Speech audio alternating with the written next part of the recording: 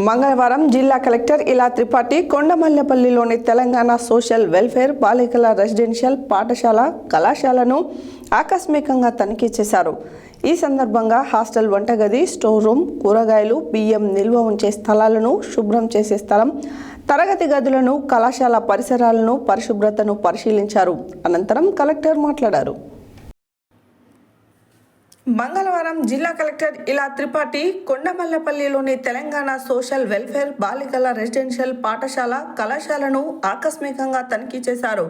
ఈ సందర్భంగా హాస్టల్ వంటగది, స్టోర్ రూమ్, కూరగాయలు, బియ్యం నిల్వ ఉంచే స్థలాలను శుభ్రం చేసే స్థలం, తరగతి గదులను, కళాశాల పరిసరాలను పరిశుభ్రతను పరిశీలించారు.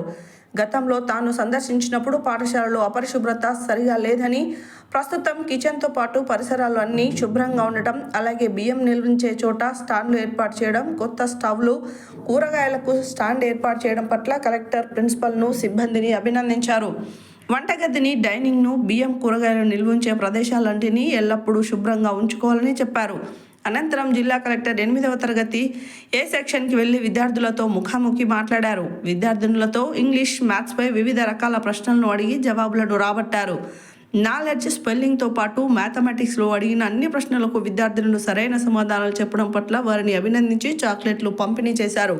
పాఠశాలలో విద్యార్థినులకు గుణాత్మకత విద్యను అందించాలని, అన్ని అంశాల పట్ల అవగాహన కలిగి ఉండేలా తీర్చిదిద్దాలని, అలాగే పాఠశాల చుట్టూ ఎలాంటి ముళ్ళ పొదలు లేకుండా పిచ్చి మొక్కలన్నింటినీ తొలగించి శుభ్రంగా ఉంచుకోవాలని, ఎప్పటిలాగే వంటగదిని పరిశుభ్రంగా ఉంచుకోవాలని, విద్యార్థులు ఎవరూ అనారోగ్యం పాలు కాకుండా జాగ్రత్తలు తీసుకోవాలని చెప్పారు.